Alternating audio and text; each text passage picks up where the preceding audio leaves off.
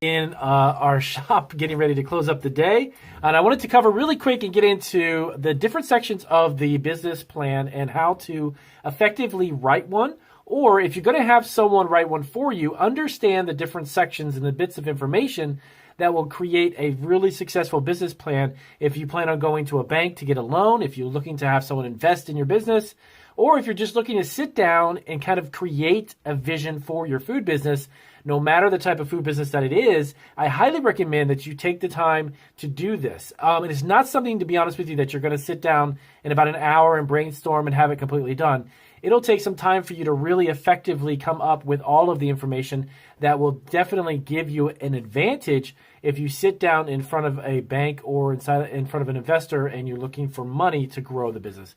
Now, really quick tidbit of information. The video I posted beforehand, I heard from quite a few of you that you were looking for some more information about the business plan, the outline, what is the content, not necessarily having someone just write one for you, but what does the business plan really include? So for any of you that saw that and you gave that comment, thank you for letting me know. I've actually turned around and wanted to do this video to kind of clarify the information that goes into the business plan, and then you can take a step forward to get some assistance in writing it, okay? Now, number one, when I first started my business, to be 100% frank and honest with you, my wife and I, we did not create a business plan because I didn't understand the importance of it at the time. I had just simply wanted to open up a business and jump right into it. Would I have written one and kind of thought about it beforehand? Probably, but I have never been the person to actually double guess or second guess my decision making. I pretty much make a decision of what I do when I do it, and if it pans out well, that's great. If it doesn't the way I think it should, then I kind of learn from those and then just move on. So I'm not really going to, I don't really dwell on that or anything, but since then I've written one, I've come up with some great information, and it helps me guide the vision and the goals that I have for our business, and it's been a huge help. So if it's not necessarily a document that you're going to make to get a loan or get some type of investor, it's still going to be a good document for you to have for yourself and, of course, for your business. Now, business plans, I'm going to get into the different sections, and I'm going to break it down and explain what they are. Business plans, the way they're structured, are relatively the same for any type of business, but the content inside of it is going to be probably completely different. For instance, if you're starting a food truck, your information is obviously going to be in your goals and maybe even the amount of money you're looking for. All of that content inside of the business plan obviously will be different if you're opening a bakery or a cafe. So when I say that the structure of it, there is a certain organization that comes to laying out the business plan itself. But then again, once you get into those different categories, the information, specific information, is going to be different. Okay, so I'll give you an outline. I've got some notes here that I just pulled up from my computer from the one that I did. So I'm going to cover them. I actually have 8 sections, 8 different parts to the business plan. There'll be a lot of people who will tell you, hey, I have the one page. There's this thing going around about a one-page business plan. You know what? If that works for you, that's fine. Everybody has a different viewpoint, and everybody has a different take on their own business plans. Some people may omit or keep out some of the information I'm going to cover with you now from my notes here on my laptop. But then some people may say, 8 sections, these 8 specific topics are not enough. You have to have this and this. So I'm going to give you my opinion about what would be make up the best tidbits of information that you need to have. And of course, you need to basically fine tune that to whatever type of business you have. So if you're starting from home and you have a home-based business, obviously your goals and the things that you're going to have set in front of you are going to be different if you're looking to start a retail candy shop, okay? Or if you're going to have a food truck, or maybe you're just going to have a vending service where you're going to have a portable vending machines that you go to different events, and you have maybe a hot dog, maybe it's a freestanding hamburger, or maybe you're just serving ice cream. All of those things are going to be different. But the types of information you need to put together are going to be relatively the same. So number one, it's the executive summary.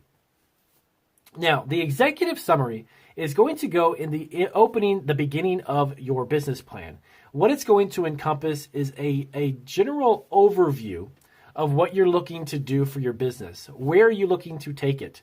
Let me show you some of the notes that I've got here. So, for instance, I'm going to use as an example when we opened our cafe as a kind of a restaurant. I'm going to use some of this information as a sampling for what you may put in yours, okay? So if you're looking to have, like, let's say you're going to have a restaurant. Now, you're going to go into a certain neighborhood, you're going to go into a certain area, preferably where you are, where you live. And what you want to do is you want to encompass in this executive summary, who is your competition? Okay, have you checked around in the area for the type of food you have? Do you understand the clientele that you have in your area? Who are going to be your customers? Give a basic understanding of how are you going to attract them? What are some of the marketing ideas that you've got in place? How are you going to advertise? What is your objective as far as starting it and growing it? If you open, let's say there's like, you're going to open a Mexican restaurant and you have a fantastic lineup of Mexican food that you want, but there's like 7 or 8 other Mexican restaurants in your area. Would it make sense for you to open up yours? If you do, then have you identified what's going to separate your restaurant from the other 6 or 7 that are selling very similar foods in your area? Okay. If you wanted to set up a bakery, well, then you would do that too. You would research the bakeries that are in your area. What type of baked goods are they selling? Maybe you want to open a bakery that has specific types of baked goods and breads and pastries and cookies. And there's 4 or 5 other bakeries, but they don't sell the type of food that you want to sell. That would be an advantage for you because you're selling and creating something that's not already there. Okay. So the clientele would be there because they're probably looking for something new. Okay. So you want to do a little bit of research. You want to check into it and you want to encompass this information. You want to have about 2 to 3 pages on average. I probably wouldn't go more than 3 pages, but 2 to 3 pages of information kind of covering the gist of all of what you plan on doing, who's going to be doing it, everything that you can to bring together the information about what it is you really want to do, knowing the demographics, knowing the people in the area, knowing the area that you're in, if it even would merit having that type of a business. So you got to do just a little bit of research, of course, and look into some of these things prior to even establishing your vision or your goal. Because if you're opening a brick and mortar location, again, that is a different type of information. If you wanted to sell baked goods online, well, then you would want to research online businesses that are selling baked goods similar to yours. Okay, but if you had a physical location that you're going to be operating from, just that, not through the computer, not being online, so then you would look locally. If you were doing a business online, you would go online and check out other websites. So that's the kind of information you want to start with. Okay. So next up, you would have what would be known as your company's description. Basically, a description about the company itself. All of the owners, their experience with this type of food business. You want to have an address. Where is it that you're going to be setting up? Taking a look at some of my notes here. So you want to provide also the legal names, legal descriptions. If you're doing a business as a certain legal name, you want to make sure that's in there. Any information such as contact information, if you've got other owners or people who are investors, every person or everyone who is financially involved with it, you also want to kind of bring up who they are, what experience do they have, a little bit of background on who it is. So if you're going to sit in front of an investor, they're going to know that the people who are running it, maybe he has 20 or 30 years in the restaurant business and now he wants to open his own. Maybe the half of the owners that have been in it are retired from the restaurant business, but they want to just invest money in it. But they're going to be stakeholders. They're going to have a portion of a financial interest as well. So the people that are involved with the company itself and some of the legalities, some of the legal information that needs to be on these applications need to be on the company description section. So you want to make sure you have that in there as well. So you might be thinking to yourself, you know what, Damon, I'm just starting out. I don't have that information. Well, you do have some of it. If you're not necessarily, if you're working from home, like I mentioned in the opening, the information you'd put in here would be slightly different. So you're not necessarily opening a restaurant per se that has a physical location. You're looking to start from home and you're going to start with just yourself. That's perfectly fine. Then you need to put information about yourself, how many years of experience you might have in the food business. Have you done this before? Are you a sole proprietorship? Do you have a husband or maybe your wife's involved, or maybe you're involved? So you want to bring out all of that information and have it on there as well. Again, you don't want to get too lengthy. You're not writing a book or a thesis, so you don't want to go too deep into it, because the other thing is that the more concise the information is and to the point, the better off that the business plan will look, as well as the more professional it would look. Now, one thing, as I mentioned in my video before, the one I posted before this one, was in regards to having someone write it for you. So they're going to basically ask you all of this information, but they're going to have the ability to write it in a way that's very fluid and it's very smooth, and it consists of all of the necessary information that's needed in order for you to make a really good impression on that investor or the banker who's going to give you the loan. Okay. So next up, you've got the organization and management. So what you want to include on this is going to be everyone who has any type of a job or occupation within the restaurant, anywhere from restaurant managers to the owners, to the waiters, to the cooks, everyone that's going to be a part of it. And what exactly is their responsibility? What type of equipment are going to be needed for the organization or for the restaurant to operate properly? Everything from deep fryers to walk-in coolers, if you've got freezers, prep tables, everything and everyone, all the stuff and all the equipment that would make the restaurant work, even as far as how many tables you're going to have, how many stools you need, all of that stuff needs to be broken down so that information can be conveyed again to the person that you're presenting this to. And even just for yourself, so you understand if you've got a 2,500 square foot restaurant, how many tables do you need? How many waiters are you going to need? How many cooks are you going to have in there? How many managers do you have? Explain their job duties, their responsibilities. So this is the biggest part, the biggest chunk, if you will, of information that's going to explain how the organization or how the restaurant, as this example is, how the restaurant is going to operate with those people and the types of equipment and the things that are going to be needed, the tangible things that are going to be needed to get the restaurant up and running. Management, again, how many are you going to have on shift? What is their salaries? What are you projecting to pay everybody? How is your pay scale going to be set up? All of that information, too, would be in line with the different types of job responsibilities and the different jobs that these people will have. So, again, that's going to give you a better understanding of what you're going to need going forward, as well as what you're going to need to present to an investor or to a bank if they're looking to give you a $100,000 or $200,000 loan or more. They're going to need to know every aspect before they say yes or no. So not that you want to keep this into something that's going to be 4 or 5 pages, but this section is going to be a little bit more heavier as far as the amount of information that's going to be needed, because they're going to need to understand every facet of the people and how much money am I going to be giving you for tables and spoons and napkins and shelves, everything that we do need to get it up and running. So you would need to have that type of understanding. You need to kind of have an understanding of all of those things prior to creating this section, because it's got quite a bit of information. Okay, so the next section of your business plan, sorry about that, okay, would need to be a market analysis. Now, I touched a little bit on this in the beginning. And the market analysis means that you need to know within your area, within your neighborhood, within your city or county, you need to do a little research and find out about the different types of restaurants, as I mentioned before, that may have similar types of foods. What exactly is your target market? So who are going to be the customers that are going to be coming in that you're looking for? You can literally separate them by demographic. You can do financial earnings if you're looking. Maybe if you have a high-end restaurant and you're seeking to find high-end clientele. If you're looking for something that's more of a fast food, family-oriented, you want to understand what it is you're actually getting yourself into with the type of food you're selling or preparing, and who is going to be the one to buy that, okay? Because in a lot of cases, if you're looking at really, high-end 5-star Michelin award restaurants, those are really in high class or high economic areas where there's a high income, as opposed to just a fast food. And there's nothing saying that there's nothing wrong with fast food, but understanding that the type of clientele that you have, you don't want to kind of outprice yourself in a situation where you're selling something that's very, very expensive and the clientele is just not there. Okay.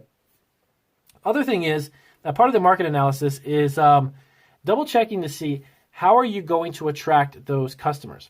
When I say that is, are you going to advertise in the newspapers? Are you going to do Facebook ads, maybe in the community, to attract people and get people to notice you? Are you going to go to events locally to do charitable work and those types of things where you can get out in the community and make yourself visible so people know that you're there? There's actually here, let me think the name of it. There's a ice cream place here where I live that is in like every single community event. I have my dad actually volunteers for a men's club locally here. They do a lot of charitable events. This ice cream, local ice cream family run shop is there all the time. And it's great because they give out tons of ice cream and they give out a lot of coupons and such, which draws in the people. So they do a lot of stuff locally in the community, and that really pays off because their ice cream shop is always slam busy. But they reach out, they let people know they're there, people who may not realize that they're there, and then give them an incentive to come back. So it's something similar to what you're looking to do. Like if you're going to do a market analysis, you want to make sure that you double check and see how it is that you're going to attract the local people. Figure that out. What would work best? Is it going to be just a local ad in the newspaper that's given out every single day to the residents? Are you going to join up with some of the community centers and let them people know? So that's something you need to put in to let people know how it is you're actually going to attract people. You can't necessarily just open a business and then cross your fingers and hope people will walk by. You got to do something to get them to come in. Okay, so next up, you've got this one's kind of a really cool one. I like it a lot because it is a section that can allow you to kind of think outside the box when it comes to generating revenue. It's going to be your product lineup. Okay, so the types of products that you're going to have in your lineup. So if you're having a restaurant, what is your menu going to be about? How much is it? What are the prices? Everything to the T as far as you need to know what your costs are, obviously, in order for you to create a retail price. So you need to have that written down, a menu and a list of food items that you're going to offer in your restaurant. So what other types of items, and why am I excited about this section? Well, there's a lot of restaurants, and this is something a lot of people don't think about, but there's a lot of restaurants that capitalize on the idea of driving sales through other merchandise, like T-shirts. If you've got a barbecue, I know here in the South we have a lot of barbecue restaurants, but a lot of them actually sell hats, T-shirts, and you'd be surprised at how much, on an annual basis, how much revenue all of those extra streams of revenue and products and things really generate when you're not just selling food, but you're selling in the community. People begin to wear your T-shirt, they have your hat, or they've got some stationery, whatever it is. They've got their local barbecue logo on all of this stuff. So if you're a big fan of that barbecue place, you drop 20, 24, 30 bucks on a T-shirt, maybe 15, 20 bucks on a hat, and you sell a few thousand of those a year, you could generate a lot of other revenue without having to rely solely upon the food that you're selling. So if you open, again, this is all about a restaurant. If you open a bakery, maybe you have a cute little whimsical bakery T-shirt with a little character baking. But those types of products, too, are something that can drive a lot of sales and drive extra money, and they're huge. Also is you could sell them because they're going to make you a lot of money because you're not having to make something for it. And what I mean by that is that you can get a T-shirt company to produce the T-shirts, and you're just selling them. You're not making the T-shirts, but if you're spending all day in the kitchen, you're baking up all these baked goods, you're spending a lot of time generating the money. Try to figure out other way to sell products, right, that you're not having to make to generate other forms of revenue. Okay, so creating a product lineup in this scenario in a restaurant would be the menu, and then of course the pricing and such. Think about the other additional ways that you can generate revenue, not just through the sale of the food. Hey guys, so this section is one that's probably a lot of you may not enjoy having to do, but it's definitely something that's super important, and it would give you a good understanding, a good foothold on where you want to be financially. And that's going to be the financial projections. So this is something where you have to kind of be realistic and kind of visionary at the same time.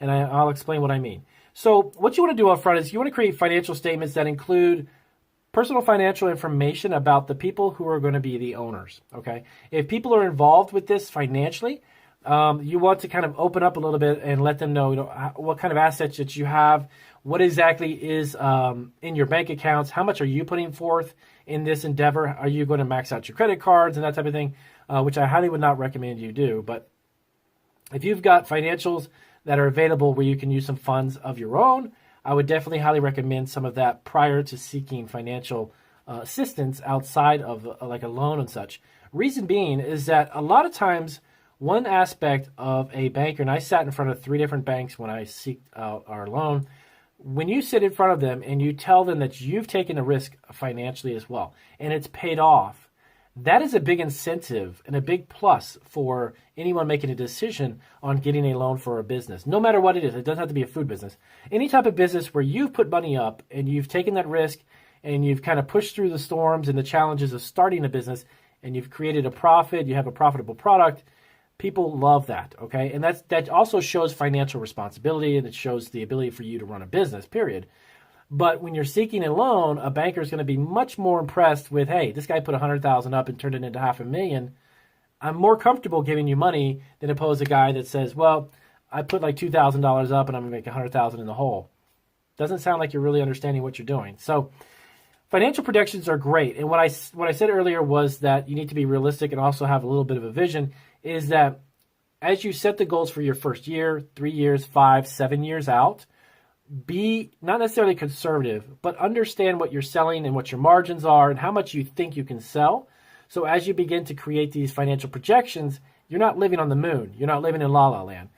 If you start a business and the first year you did 100,000 and the next year you think you're going to do 5 million, that's pretty unrealistic, unless you've got a big pot of gold somewhere. So if you did 100,000 and you said, you know what, I could probably do about 250, maybe double that, but the next year, that seems a little more realistic, and plus it gives you a little bit of a vision, so you're not living in la la land thinking that you're going to be doing 100 or 1,000 times what you did the first year. Lastly, I want to talk about is the appendix. It is the last section. It is to follow in the business plan.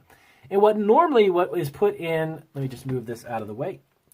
What is normally put in the appendix is going to be information that recaps everything that you did. And what I mean by that is actually going to be a lot of times supporting documents, maybe some graphs, maybe some information, some printouts, some other hard copies of information that will support everything you just talked about, okay? What you want to do is you want to give that person, again, the prospective investor, the opportunity for you to show what you have to prove what you spoke of, okay? And that could be any tidbit of information or graphs or anything that you think would give more validity to what you're trying to do. And when you're seeking that funding, or if you're doing it just for yourself, it's going to reinforce basically everything you spoke about in your business plan, because you've got documentation to kind of back it up or to support what you're saying. So in the appendix, again, don't make it too long. Put a couple of documents, maybe a few documents in the back of it, and that's going to be the final section of your business plan. So keep in mind, as business plans and your business, actually as your business evolves, your business plan will change. And if it stays the same for the first couple of years, that's great if you're achieving those goals. But everything evolves and grows and becomes something different than it was when it started. I can attest to that with our business. What we did behind us here is much bigger scale than when we first started out, selling a few things locally. It was a lot different. So be aware that it's not in concrete, it's not in stone. Write a great business plan. Allow that to be the momentum you need. Sorry about that. To get your business up and running, but keep in mind that it will change as time goes on. So I hope that breaks down a little bit of the information, and I thank you guys for bringing this up to me in regards to this information when I just put that video out there about business plan writing. So once you understand this, then you can kind of go back to that other video and get somebody to assist you on Fiverr to incorporate all that information that we just spoke about. So if this was helpful, as always, please do give me a big thumbs up. I appreciate you guys' support. If you have any questions about this as well, please let me know down below, and